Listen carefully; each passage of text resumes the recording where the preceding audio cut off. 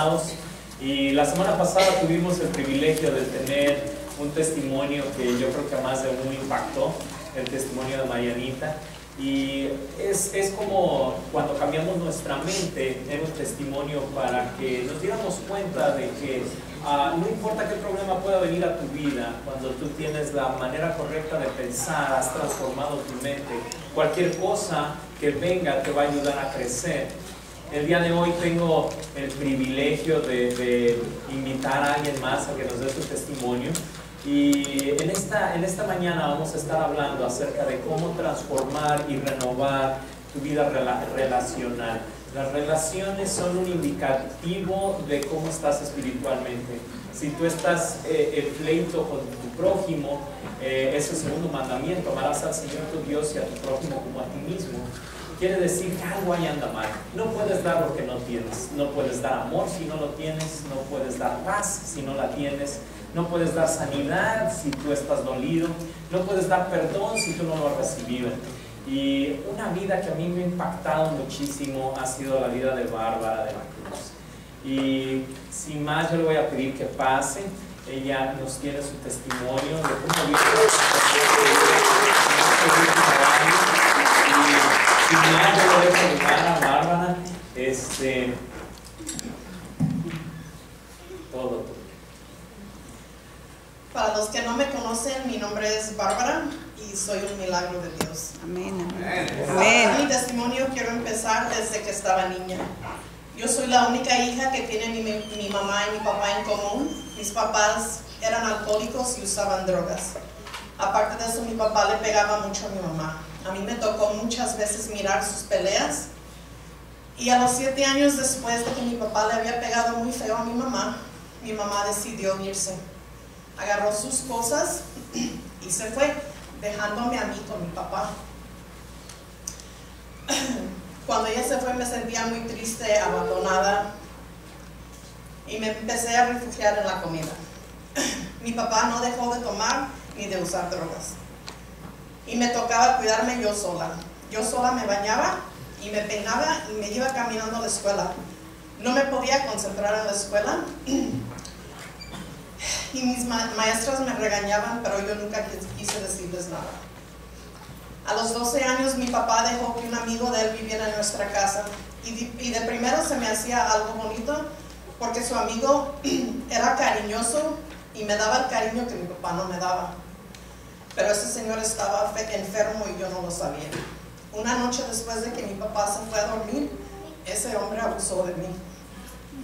Me dijo que yo no le dijera nada a mi papá y desapareció. A los pocos meses yo empecé a pensar que tal vez yo estaba embarazada, pero por miedo me quedé callada y no le dije a nadie. Pero una vecina sospechó que yo estaba embarazada y le llamó a los trabajadores sociales. Vinieron a mi casa a investigar, pero yo por miedo otra vez mentí. La trabajadora no me creyó y me mandó al doctor. Ahí en el doctor me revisaron y le dijo el doctor a la trabajadora que yo ya tenía 8 meses de embarazo y que yo tenía muy alta la presión, y inmediatamente me mandaron al hospital y me internaron. Yo nunca me había sentido con tanto miedo. Yo estaba sola, nada más con la trabajadora, no nadie de familia.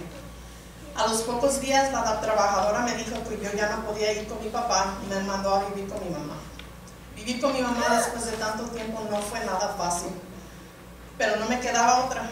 Mi mamá trabajaba todo el día y de noche tomaba hasta dormirse. Mi hijo nació el 12 de agosto de 1982. Yo solo tenía 13 años y fue un parto muy difícil. A los pocos meses de haber nacido mi hijo, mi mamá decidió moverse para Nevada y otra vez dejarlo. Me dejó con mi papá, pero esta vez con un bebé. Mi papá no trabajaba y vivíamos de dinero que le daba el gobierno. Apenas teníamos para comer y muchas veces mi papá mal gastaba el dinero y no le compraba ni leche ni pañales a mi hijo. A los 15 años conocí a un vecino de 28 años, que él también me trataba muy bien y me dejé engañar y me volví a embarazar.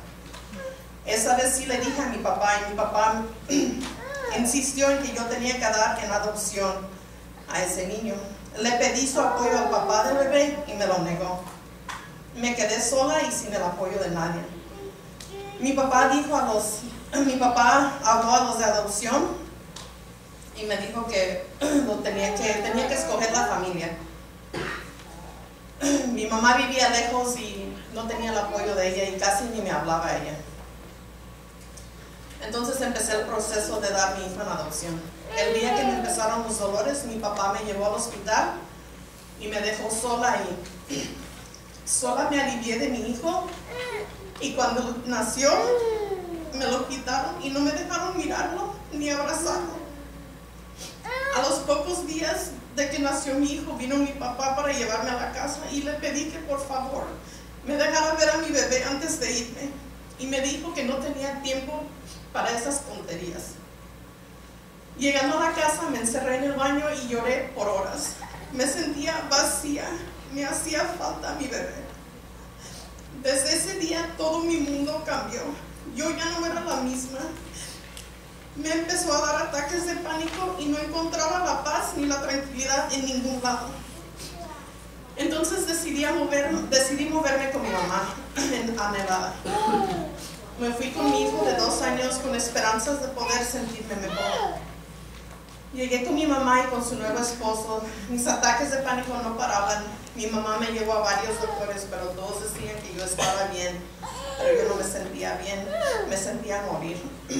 En un momento de desesperación, decidí regresarme a San Diego, pero sola.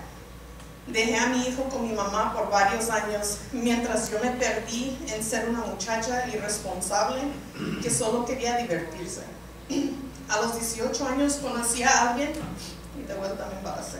El momento que supe que estaba embarazada, yo decidí que esta vez nada ni nadie me iba a separar de mi bebé y me junté con el papá de mi hija y cambié toda mi vida. Nació mi hija Mónica y me hice una mujer responsable y decente. Mi hija me salvó la vida. Me salvó la vida que no tenía sentido, me hizo sentir viva y me llenó un poco el vacío que cargaba por dar a mi hijo en adopción. Siempre he pensado que Dios me la mandó para cambiarme y sanar un poco mi dolor. A los pocos meses de que nació mi hija me pude traer a mi primer hijo para cuidarlo también.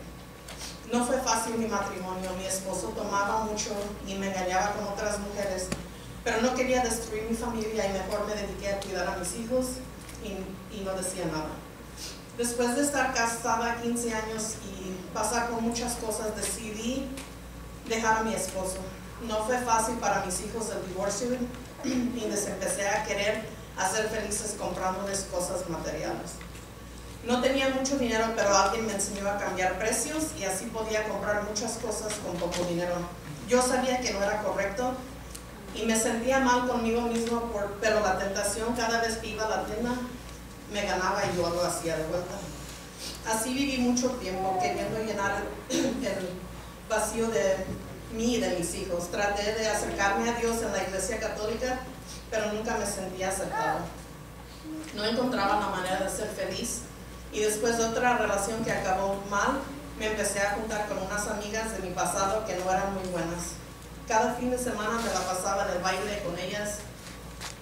Descuidaba a mi familia y mi hogar, no me importaba nada, solo quería dejar de sentirme mal. Una noche en el baile conocí a Gabino y a pesar de que era una persona con adicciones, él me empezó a platicar de que estaba mal la vida que yo llevaba. Me dijo que mejor en vez de ir al baile porque no salíamos a pasear con mis hijos. Me alejé de esas amigas y me empecé otra vez a dedicarme a mi casa y a mi familia. Mi relación con Gabino estaba mal. Él seguía tomando y yo seguía queriendo controlarlo y cambiarlo. Me desesperaba que yo no podía controlar su adicción y me daba mucho coraje y andaba de mal humor con todos. Después de estar juntos un tiempo, me tocó ir a una celebración de vida para un líder del grupo de jóvenes de mi hija. Esa noche el pastor hizo un llamado al altar y me llené de esperanzas y felicidad al escuchar que Dios me amaba. Acepté a Dios esa noche y me sentía llena de emoción. Por primera vez sentí esperanzas para el futuro. Llegué a la casa y le conté a Gabino. Él decidió ir conmigo ese domingo. También le gustó, solo que era en inglés. Nos cambiamos para San Carlos y decidimos buscar una iglesia donde hablaban español. Y fuimos a muchos, pero ninguno nos sentimos aceptados. Una amiga me invitó a su iglesia en El Cajón y empezamos a asistir ahí, pero también era en inglés y sabíamos que necesitábamos algo en español. En un fin de semana, después de que Gabino había tomado, me fui a un convivio de mujeres y me senté junto a una señora que se llama Patricia. Le empecé a platicar que mi esposo y yo buscábamos una iglesia donde hablaban español y me dijo que su iglesia compartía lugar con una iglesia hispana. Nos dio el número de Jorge Ruiz y mi esposo habló con él. Ese mismo domingo fuimos por primera vez y fue el empiezo de una nueva vida con una nueva familia. Nos aceptaron con los brazos abiertos y me sentí aceptada y amada. Lo que me hacía falta toda mi vida lo encontré aquí. Empecé a venir a la iglesia cada domingo y tomé la clase de principios que cambian tu vida, y me cambió mi manera enferma de pensar y me enseñó a amar sin esperar nada a cambio. Empecé a servir en la iglesia y a leer y estudiar la Biblia. Busqué una mentora que es Betty y me ayudó a hacer los cambios que necesitaba hacer. Me ayudó a poder aceptarme a mí misma y aceptar a mi esposo. Haciendo esas 4 cosas poco a poco, Dios me fue sanando de cosas en mi pasado. Me ayudó a perdonar a las personas que me habían lastimado. Me sanó del dolor de todo lo que viví al lado de mi papá. Ahora yo visito a mi papá y lo amo sin ningún resentimiento. Mis hijos ya me empezaron a perdonar por el pasado. El hijo que di en adopción lo pude encontrar y me perdonó y estamos empezando una relación. Mi hija Marisol regresó a casa después de estar perdida por 8 meses y no nomás regresó, aceptó a Cristo y se bautizó. Dios es grande y es fiel, no importa de dónde vengo o cuántos errores cometí. Él me ama, me lo demuestra a diario con todo lo que hace en mi vida y en la de mi familia. Amar y aceptar a Dios me cambió toda la vida, y al cambiarme a mí, cambió la vida de mis hijos y de mis familiares. Amén. Adiós.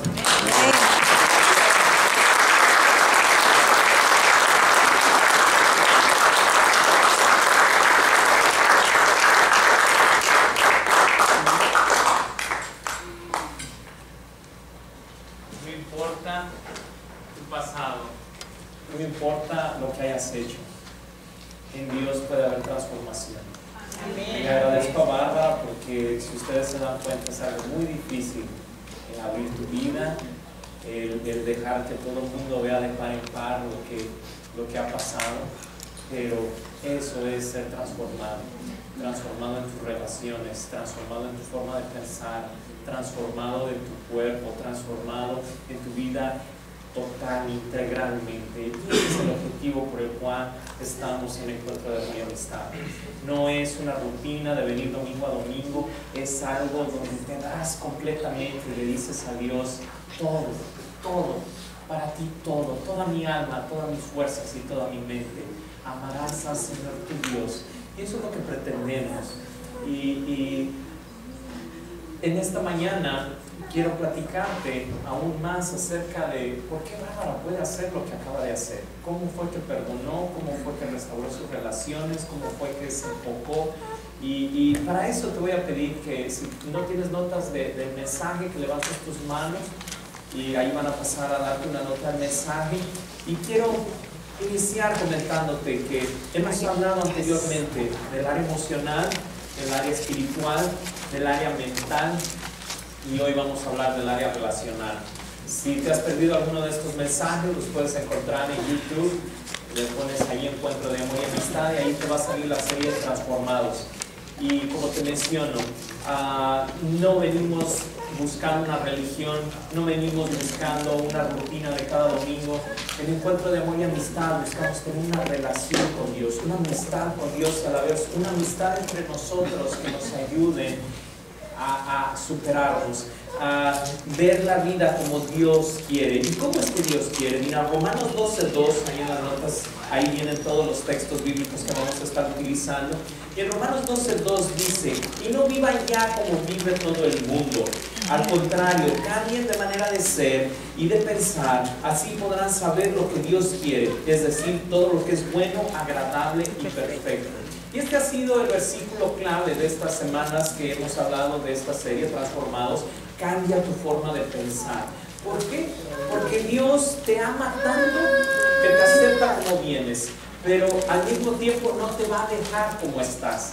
Pero si tú no comprendes que Dios está trabajando contigo, muchas veces vas a estar luchando en contra de Dios. Y cuando Dios te está queriendo formar, dice en Jeremías que es así como un alfarero que trabaja el barro y te tiene arriba de la mesa allí dando vueltas, muchas veces tendemos a bajarnos de esa mesa y decirle a Dios: ¿sabes qué? Esto me duele mucho, ya no quiero.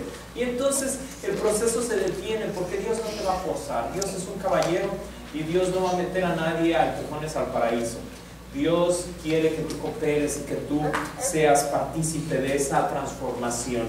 Y el día de hoy quiero que analicemos cómo fue que las relaciones se destruyeron, pero al mismo tiempo cómo puedo mantener relaciones sanas. Así que te voy a estar hablando acerca de los miedos que destruyen las relaciones y los antídotos para estos miedos. Y para empezar bien, vamos a Génesis. Allí vienen tus notas, Génesis capítulo 3. Y te voy leyendo, no está en tus notas por tamaño, cuestiones de tamaño, pero está ahí en la pantalla. Dice: la mujer se fijó en el fruto del árbol si se podía comer, y que solo de verlo se antojaba, y daban ganas de alcanzar sabiduría. Arrancó entonces uno de los frutos y comió. Luego le dio a su esposo que estaba allí con ella, y también él comió. En ese mismo instante se dieron cuenta de lo que habían hecho y de que estaban desnudos. Entonces tomaron unas hojas de higueras y las cosieron para cubrirse con ellas.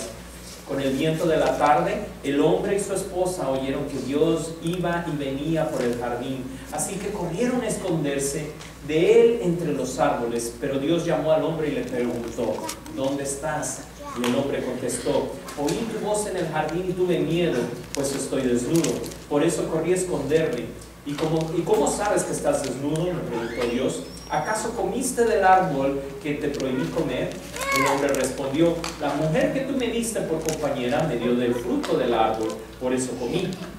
Dios se dirigió entonces a la mujer y le dijo: ¿qué es lo que has hecho? Y la mujer le respondió: la serpiente me tendió una trampa, por eso comí del fruto. Entonces Dios le dijo a la serpiente: por esto que has hecho, maldita seas más que todo animal doméstico, más que todo animal salvaje. Mientras tengas vida te arrastrarás sobre tu vientre y comerás del polvo de la tierra. Haré que tú y la mujer sean enemigas, pondré enemistad entre sus descendientes y los tuyos. Un hijo suyo te aplastará la cabeza y tú le morderás el talón. A la mujer le dijo: cuando tengas tus hijos haré que los tengas con muchos dolores. A pesar de todo, desearás tener hijos con tu esposo y él será quien te domine. Al hombre le dijo: ahora por tu culpa la tierra estará bajo maldición, pues le hiciste caso a tu esposa y comiste del árbol del que te prohibí comer. Por eso, mientras tengas vidas, te costará mucho trabajo obtener de la tierra el alimento. Solo te dará espinos que te hieran, y la hierba del campo será tu alimento. Muy duro tendrás que trabajar para conseguir tus alimentos, así que hasta el día que mueras y vuelvas al polvo de la tierra del cual fuiste tomado. Tú no eres más que polvo y al polvo volverás. Todo esto está en Génesis capítulo 3, versos del 6 al 19. Y hay muchísimo que aprender de este capítulo 3. Muchísimo, pero me voy a estar enfocando únicamente en las relaciones. Y aquí podemos ir viendo cómo el pecado entró y destruyó lo que Dios había originalmente creado en armonía, que se había creado con amor. El hombre, cuando es creado del barro, de la tierra, pues no tenía compañera, ¿no? Dios le pone una primera tarea, que es ponerle nombre a los animales, y pues me imagino que ha de haber visto a la changuita y digo: pues está mona, pero pues no me gusta. Vio a la gorilita y está muy velludita. Y entonces Dios le crea una ayuda idónea. Una ayuda que si tú lo analizas, no la toma Dios de la cabeza del hombre, no la toma tampoco de los pies del hombre, la toma de una de sus costillas, que las costillas están hechas para proteger los órganos más vitales del ser humano. Y entonces de ahí la toma con el objetivo de que sea su igual, su compañera, quien le ayude a cumplir la misión que Dios le dio. No, repito, no la puso para que fuera tapete del suelo, ni tampoco que fuera la que le dijera qué hacer, cómo hacerlo y cuándo hacerlo, sino que la creó para que fuera su ayuda y juntos en armonía gobernaran. Y todo iba bien hasta que viene la serpiente y pues mete el cascabel, ¿verdad? Porque pues no tiene manos para andar metiendo, pero ahí va y mete el cascabel la serpiente chismosilla y viene. Y entonces de aquí vamos a ver los 3 miedos principales que hay en toda relación. Y para ser transformado, lo primero que debo de entender es que hay miedo en mis relaciones al ser expuesto. Y cuando eso sucede, que tengo miedo a ser expuesto, me voy a tornar distante. Entonces, número 1, debo de evitar el miedo a ser expuesto, porque eso me va a tornar distante. Y mira en la palabra cómo surge ahí en Génesis 3, dice: pero Dios llamó al hombre y le preguntó: ¿dónde estás? Y el hombre contestó: oí tu voz en el jardín y tuve miedo, pues estoy desnudo, por eso corrí a esconderme. Muchos de nosotros hay cosas que no queremos que la gente se entere, cosas de nuestro pasado, cosas de nuestro presente que estamos haciendo, y entonces yo controlo qué tanto esa gente se acerca a mí, mis amistades, ¿no? Muchas veces pues no contesto el teléfono y de esa manera ya evito el verlo. ¿Por qué? Porque es que ya estamos teniendo mucha relación, ¿verdad? Pero ¿qué va sucediendo en la relación matrimonial? Ahí esa relación es más cercana, ¿verdad? Y ahí aunque quieras, pues ni modo, viven en la misma casa, ¿no? Y ahí es a veces donde saltan más chispas, porque hay cosas que no me gusta que sepan de mí, puntos débiles que no quiero que sepan, cuestiones personales, inseguridades, falta de talento en algún área, y entonces quiero que se mantenga distante la persona porque me incomoda. Y entonces estamos viendo que el ser distante empieza a ser una de las primeras síntomas de protección, uno de los primeros recursos que yo busco para protegerme, ¿no? Si somos de hola, ¿cómo estás? O ya cuando es un familiar, pues nos vemos allá cada 15 días. Cuando mi esposo, pues ya a veces nos vamos a convivir, pero no me preguntes acerca de ese tema, ¿no? Y entonces voy guardando distancia. Eso originalmente no existía. Y mira en Génesis el capítulo 3, pero el verso 7, la primera parte dice: en ese momento se abrieron los ojos y de pronto sintieron vergüenza por su desnudez. El sentir vergüenza es el primer síntoma para empezarme a distanciar. Cuando hay algo que me causa vergüenza, lo más probable es que no se lo voy a contar a nadie. Me voy a aislar, me voy a distanciar. Y entonces esa es la primera etapa del miedo, es la vergüenza. Mira allí mismo, en ese capítulo 3, pero el verso 7, en la segunda parte del verso. Entonces tomaron unas hojas de higuera y las cosieron para cubrirse con ellas. O sea, allí fue el primer vestidito que existió. Se hicieron su vestidito y entonces la vergüenza hizo que ellos ocuparan algo para tratar de simular su apariencia. No sé si, sobre todo en la juventud, pero también los adultos así somos, que compramos cosas para agregarnos valor a nosotros mismos. Hay veces pues el peinado, a veces la ropa, a veces la forma de hablar, ¿verdad? Uy, si digo muchas leteradas van a pensar que soy bien malo, pero por dentro es porque tengo mucho miedo, tengo vergüenza de que sepan algo de mí, y entonces me disfrazo de malo, ¿no? Hasta entro por las puertas así de ladito porque estoy tan grandote que la apariencia voy a buscar cubrirme. Y entonces la primera etapa de mi miedo empieza con vergüenza, y la segunda es esa, el cubrirme. ¿Por qué? Porque no quiero mostrar quién realmente soy. ¿Por qué no quiero mostrar realmente quién soy? Porque si me hablo de par en par y te dejo ver quién soy y no te gusto, no hay de otra, soy lo único que tengo. Y entonces mejor me cubro con todo tipo de cosas. No sé si has visto personas que traen acá un carro último modelo, ¿no? Que les gusta un Audi, algo más caro, que les gusta el Maserati, ese que he visto, que ya parece que lo regalan, ya hay varios ahí. Y conscientemente esa persona, y también uno, dice, uy, no, esa persona debe valer mucho, ¿no? Confundimos tus pertenencias con tu valor como persona. Y entonces nos han condicionado en la sociedad que si tienes mucho materialmente es porque vales. Bueno, fulanito es abogado y vive en la joya. Uy, manito, no, pues ha de valer un montón. Y tú, no, pues yo vivo allí, pues por ahí, mejor ni te diré el nombre, ¿verdad? Porque es un departamentito y entonces siento que no valgo.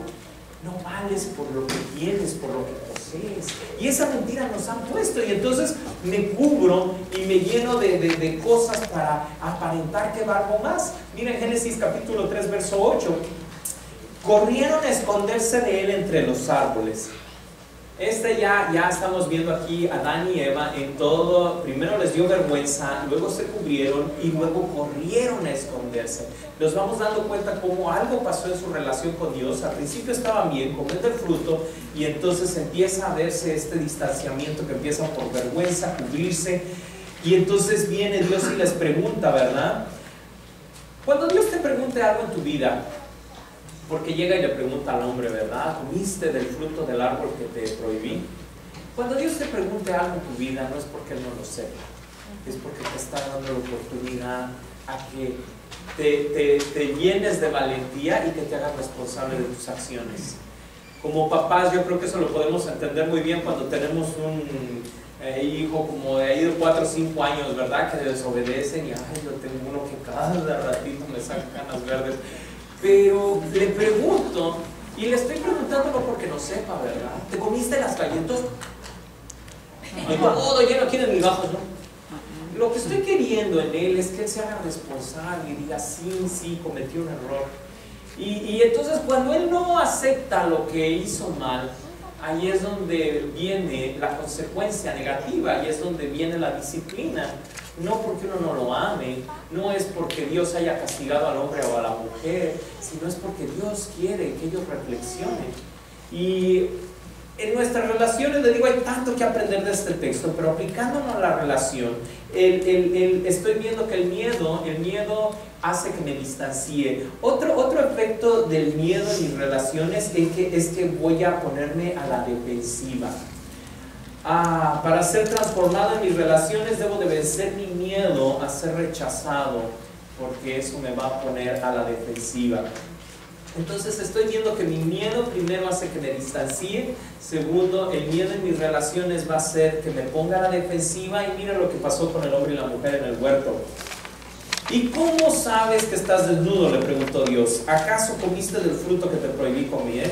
El hombre le respondió, la mujer que tú me diste por compañera me dio del fruto del árbol, por eso me lo comí. Ándale. Aquí como todo buen hombre, el primer problema que tiene en la creación lo resuelve muy bien, le echa la culpa a su mujer, ¿verdad? La mujer que tú me diste. Pero no solamente le está echando la culpa a la mujer, también le está echando la culpa a Dios. Le dice, mira Dios, si tú no hubieras creado esta mujer, tú y yo seguiríamos siendo bien patachos. O sea, la mujer que tú me diste. Y nos estamos dando cuenta que ese miedo a ser rechazado hace que pues él apunte dedos, ¿no? Pues es que la mujer, pero la mujer también se enfermó de lo mismo. Viene Dios y le pregunta, hey, Eva, mujer, ¿comiste del fruto que te dije que no comieras? Y la serpiente. El rechazo es algo que nos lastima. Y cuando no conocemos quién es Dios, vamos a pensar que Dios nos va a rechazar. Dios no te quiere rechazar. Al contrario, estamos viendo en este hermoso testimonio que nos dio Bárbara, que es cuando tú entiendes que Dios te ama tal como eres, que vas a estar buscando, vas a dejar de buscar en las cosas que te aumenten el valor, o en las relaciones, o en lo que digan los demás, ¿verdad? Y cómo duele cuando somos pequeños el ser rechazados. Entre más joven eres, más duele el rechazo.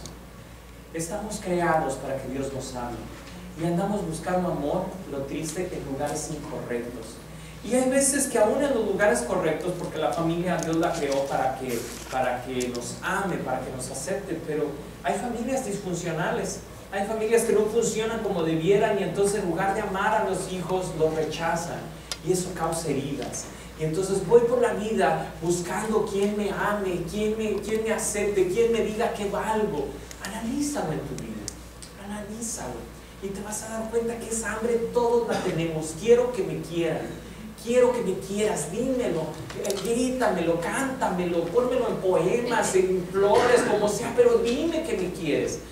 Y hasta cierto punto un ser humano te va a satisfacer, o ya sea esposo o esposa, o novio o novia, te va a satisfacer por un tiempo, pero después de eso va a regresar en vacío, porque tú de quien tienes hambre es de esa aceptación y de ese amor incondicional que solo Dios te da. Y Dios, para entender bien este texto, no está rechazando al hombre o a la mujer, está queriendo que ellos acepten su responsabilidad. Tú no puedes cambiar lo que piensas que no tienes mal. Suponiendo, si yo te digo, ay, eres bien enojón. Yo enojón, no. Es que mi esposa me provoca. No vas a poder dejar ese enojón. ¿Por qué? Porque según tú, tu problema es tu esposa. Y entonces, si Dios te quitara a la esposa, tú ya serías bien contento todo el tiempo. Pero Dios te dice, no, si tú no te haces responsable de tu defecto, no puedes cambiar. Entonces Dios no está rechazando a la mujer y al hombre en el huerto del Edén, sino lo que está queriendo es que se responsabilicen de sus hechos. Y la clave está que Dios te sigue amando, pero vienes a ser parte de su familia nuevamente cuando tú aceptas a Jesucristo como Señor y Salvador. Y te responsabilizas y le dices a Dios, sí, he pecado y sí he cometido muchos errores. Mientras tú sigas diciendo, no, yo no le hago daño a nadie, ay no, malo el que está en la cárcel, ese asesino, yo no soy malo, es que me provoca, es que el esposo que tú me diste, ese es el que me saca el tapón, pero yo no soy malo. Mientras yo siga pensando así, entonces pienso que Dios me va a rechazar y entonces por eso le estoy poniendo, no, así como aquí, tanto el hombre como la mujer. No, pues es que la mujer que tú me diste, no, es que la serpiente, ¿verdad? Como en Génesis 3:13, la serpiente me tendió una trampa, por eso comí del fruto. Entonces estamos viendo que el miedo en mis relaciones, primeramente me van a hacer que me distancie. Segundo, el rechazo, el sentir que me vayan a rechazar. Y otro miedo muy grande que tengo en mis relaciones es el que me voy a volver demandante. Cuando yo quiero controlar a alguien por miedo en una relación, me empiezo a tornar demandante. Y esto ya es así como ir escalando, ¿verdad? Distanciamiento, lo más leve, el rechazo, pues ya me duele más. Pero cuando alguien ya se pone demandante en una relación es porque por dentro se siente que no tiene el control de nada. Mira, a la mujer, en Génesis 3:16 dice, a la mujer le dijo, cuando tengas tus hijos, haré que los tengas con muchos dolores. ¿Alguna mujer quiere dar testimonio de esto? Pero a mí me han platicado. A pesar de todo, desearás tener hijos con tu esposo y él te amará por siempre. No, ¿verdad? ¿Quién será quien te domine? Aquí es el nacimiento del machismo. Dios no lo planeó, pero dicen por ahí, ¿verdad? Que ahí nació el machismo, pero también la mujer por acá dice, el hombre es mi cabeza, pero yo soy el cuello, yo le digo para dónde va a llegar y que diga que sí, que diga que no. El hombre es la cabeza en el hogar y la mujer es el cuello.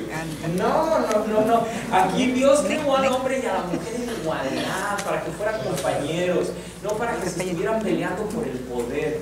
Cuando en un matrimonio hay guerra por el poder, de hecho hay hasta libros que hablan a eso de la guerra del poder, es porque estamos por dentro buscando controlar mi vida porque es un desgarriate y entonces no me siento seguro, no me siento segura y entonces todo tiene que ser como yo lo planeé. Porque como todo está en desorden en mi vida, yo me siento que tengo que poner las cosas en orden. Y entonces si la gente no hace lo que yo digo, como yo le digo, cuando yo le digo, entonces se arma la tercera guerra mundial. ¿Testimonios? No, ¿verdad? No levante la mano. Pero hay esa enfermedad de querer controlar. Y muy por dentro es porque tengo necesidad de Dios.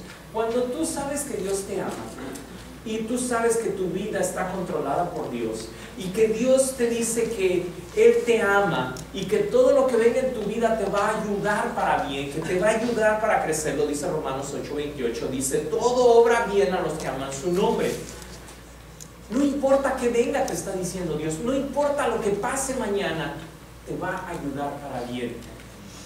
Descansas y dices, wow, o sea, el arquitecto de mi vida es Dios. Y cuando tú masticas eso y lo digieres en tu cabeza, dices, bueno, que las cosas no salgan como yo quiero, no importa, Dios tiene el control.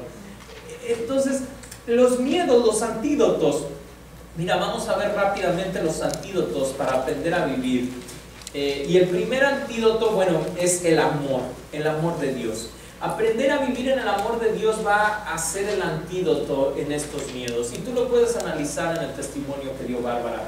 El amor quebranta cualquier pecado que tengas. Y primera de Juan 4:18 dice, en esa clase de amor no hay temor, porque el amor perfecto expulsa todo temor. Por eso te digo, cuando encuentras gente muy controladora, muy demandante, muy así, que todo anda juzgando y no, fulanito es así por esto y esto y esto, y ya están listos para apuntar dedos, porque están llenos de temor. La gente que es tan exigente con los demás, es exigente consigo misma. Y entonces ni ellos mismos pueden superar los estándares que ellos se han puesto. Y entonces andan viéndole los defectos a todos, pero también a ellos mismos. Y ese es el gran problema de ser alguien que tiene temor, que no eres feliz. Entonces, el antídoto es que empiezas a experimentar el amor de Dios. Mira, primera de Juan, el mismo 4, verso 18, la segunda parte, dice, si tenemos miedo, es por temor al castigo. Y esto muestra que no hemos experimentado plenamente el perfecto amor de Dios. Dios quiere que tú regreses a Él, que experimentes el amor que Él te tiene. El dolor es como Dios te llama a que regreses a sus caminos. Muchas veces le tenemos miedo al dolor, pero cuando lo analizas dices, es lo mejor que me pudo haber pasado. En mi vida, en el 94, una gran crisis financiera en mi hogar, que hizo que de las finanzas todo lo demás saliera mal, las relaciones entre mis padres, entre nosotros como hermanos, la cosa se puso fea. En ese momento perdimos la casa, los 2 carros que teníamos, mi padre tenía deudas en las tarjetas de crédito que lo tenían bien estresado, todo se vino abajo, vivíamos económicamente muy bien, todo se vino abajo. Y en ese momento yo le decía, Dios, ¿dónde estás? No que existes. De hecho, empecé a ir, allí tenía 16 años, ya le eché cuentas, ¿verdad? Fue en el 94, allá en ese momento empecé a ir a la iglesia en una actitud en parte de buscar ayuda, pero en parte también de decirle, pues no que existe, Señor. Y han pasado ya más de como 20 y tantos años, 24 años, por ahí así. Y entonces vengo analizando, la crisis económica terminó, gracias a Dios, pero de allí nació algo hermoso, que fue mi relación con Dios. Y no me arrepiento, y ahora lo veo que digo, bueno, ese dolor que me produjo esa crisis financiera, ahora se lo agradezco a Dios. No sé qué crisis estés pasando, pero a lo que voy con todo esto es que si hay dolor en tu vida, no es que Dios te esté castigando, es que Dios te está llamando de vuelta a casa. Obviamente muchas veces ya estando en casa, vamos a pasar tiempos difíciles. Jesucristo mismo, estando dentro de la voluntad de Dios, pasó tiempos difíciles. Pero analiza por qué hay dolor en tu vida, si es que lo hay.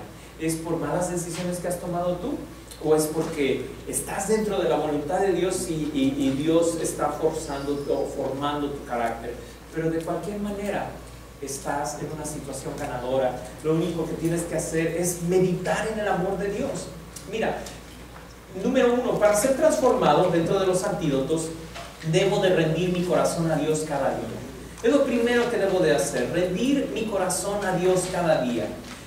Y este texto se los dejo de tarea. Este texto me tocó desde estos 16 años que les digo, cuando tenía 16 años. Este texto era un texto en el cual yo abría mi Biblia y lloraba y le decía a Dios, mira, tú aquí dices. Y cada promesa de Dios está condicionada.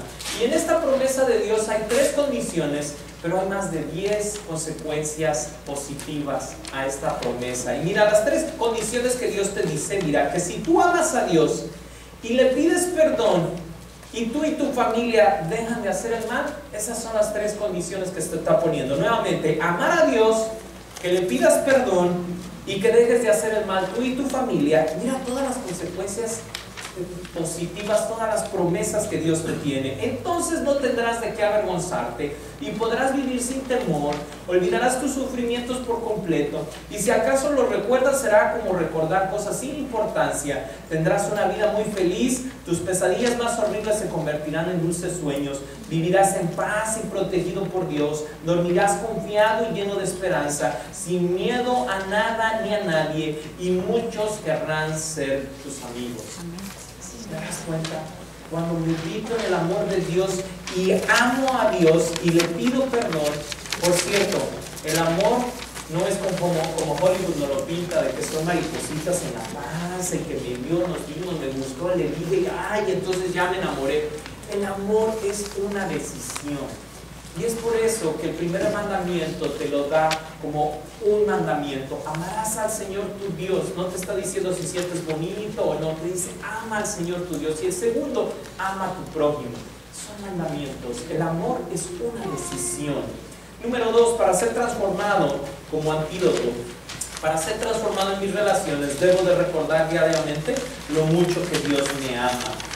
Si yo no medito en cuánto Dios me ama, no me surgen ganas de cantarle, no me surgen ganas de agradecerle, no me surgen ganas de venir a la iglesia, no me surgen ganas de seguir aprendiendo. Pero cuando empiezo a comprender que soy completamente aceptado, allí te dejo de tarea que medites. Mira lo que te dice en el libro de Tito 3:7. Por su gran amor, Dios nos aceptó y nos dio la seguridad de que tendremos la vida eterna tan esperada. Por su gran amor. No es nada que hayas hecho, es simplemente porque a Él se le antoja, te regala la vida eterna. Soy amado incondicionalmente. Y esto me lo dice en Isaías 54:10. Las montañas podrán cambiar de lugar, los cerros podrán venirse abajo, pero mi amor por ti, te dice Dios, no cambiará. ¿Cómo te dice Dios? Mira, aunque las montañas puedan cambiar de lugar, los cerros podrán venirse abajo, aunque haya crisis, aunque haya enfermedades, aunque haya un divorcio, aunque haya gente que te rechaza, aunque hayas perdido el trabajo, no importa, con todo eso te dice Dios, mi amor por ti no cambiará. Estoy completamente perdonado, es otra de las características del amor de Dios. Y lo dice Romanos 8:1, por tanto, los que vivimos unidos a Jesucristo no seremos castigados. Otra de las características del amor de Dios, soy considerado como eternamente valioso.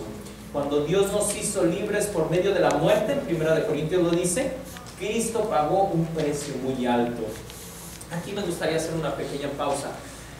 ¿Cómo es que le ponemos precio a las cosas? Bueno, hay 2 formas de ponerle precio a algo. El trabajo que costó hacerlo, y por otro lado, ¿cuánto está alguien dispuesto a pagar? Si yo tuviera aquí un balón de fútbol de Chicharito Hernández, ¿cuánto estarías dispuesto a pagar por el balón que Chicharito Hernández utilizó para meter su gol más famoso? ¿Cuánto estarías dispuesto a pagar? Y por el otro lado, yo tengo un balón que jugué con él y está bien nuevecito. ¿Cuánto pagarías por un balón que yo utilicé para jugar? El valor se lo pone de acuerdo a quién lo utilizó, ¿verdad? ¿Cuánto estás dispuesto a pagar por él? ¿Cuánto estuvo dispuesto Jesucristo a pagar por tu vida? Allí radica tu valor. Cuando tú te das cuenta que alguien murió por ti, y aunque tú hubieras sido el único ser humano en el planeta, aún así Cristo hubiera nacido y hubiera muerto por ti.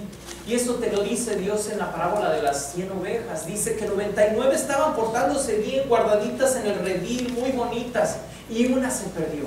Aunque hubiera sido por una, hubiera nacido Jesucristo y hubiera muerto en la cruz por ti. Entonces, ¿cuánto vale tu vida? Aunque no tengas un Lexus, aunque no tengas una casa en La Joya, aunque no tengas la ropa o las amistades, no importa. Jesucristo murió por ti. Cuando vas meditando en eso, y termino con el tercer punto, vas a empezar a encontrar alivio. Cada día, para ser transformado en mis relaciones, debo de brindar el amor con que Dios me ama. Y no está en tu bosquejo, pero está en la pantalla. Juan 13:34, mira lo que dice el apóstol Juan. Les doy un mandamiento nuevo: ámense unos a otros. Es Jesucristo hablando. Ustedes deben de amarse de la misma manera que yo los amo. Dice, ámense unos a otros. Ustedes deben de amarse de la misma manera que yo los amo. ¿Te das cuenta cómo es un mandamiento el amar? Ama, aunque no sientas bonito, aunque te tuerza la cara, que te caiga mal, ámense los unos a los otros. Y conforme vas obedeciendo el mandamiento, el sentimiento empieza a surgir. Romanos 15:7, por eso es necesario que se acepten unos a otros tal y como son, así como Cristo los aceptó a ustedes, así todos alabarán a Dios. Pero primeramente tengo que comprender cómo es que me amó Dios, cómo es que me aceptó. Si yo no comprendo cómo Dios me amó, cómo Dios me aceptó, entonces no voy a poder amar a los demás como Dios me ama. En mis relaciones el miedo a ser rechazado me va a hacer distante, me va a hacer demandante. El amor de Dios, el amor de entender cuánto Dios me ama, que soy aceptado incondicionalmente, el rendir mi corazón día a día, es lo que me va a hacer empezar a ver a los demás con misericordia. Quiero terminar con este texto, 1 Corintios 13, dice: el amor es paciente y bondadoso. El amor no es celoso, ni fanfarrón, ni orgulloso, ni ofensivo. No exige las cosas, se gana a su manera. No se irrita ni lleva un registro de las ofensas recibidas. No se alegra de la injusticia, sino que se alegra cuando la verdad triunfa. El amor nunca se da por vencido, jamás pierde la fe. Siempre tiene esperanzas y se mantiene firme en toda circunstancia. Si en esta hora tú te das cuenta, en base a lo que hemos visto, que en tus relaciones con los demás hay resentimiento, hay rencor, hay situaciones en tu vida, en esta hora tú puedes rendir tu vida y decirle a Dios que ocupas un Salvador si nunca lo has hecho, que necesitas arrepentirte y que estás dispuesto a que Él dirija tu vida. Tal vez tú ya has hecho esto, pero te das cuenta que en algunas áreas necesitas seguir siendo transformado, y el área relacional es una de ellas. En esta hora te pido que cierres tus ojos y así como estás, hagas esta oración conmigo. Señor, muchísimas gracias, papá, porque has hecho tremendas cosas en la vida de nuestra amiga y nuestra hermana Bárbara. Sabemos que tú eres un Dios que no solamente quieres transformarla a ella, sino que quieres transformar a cada uno de nosotros. En esta hora, Padre, te pedimos que tú vengas a nuestra vida, que tú nos dirijas, que si te hemos rechazado en el pasado, en esta hora, Señor, te decimos que entres y que nos perdones y que hagas a un lado nuestros errores, nuestros pecados. Padre, tal vez ya te hemos aceptado, pero seguimos en rebeldía en algunas áreas. No hemos perdonado a quien tú nos has pedido que perdonemos. Señor, queremos empezar a obedecer.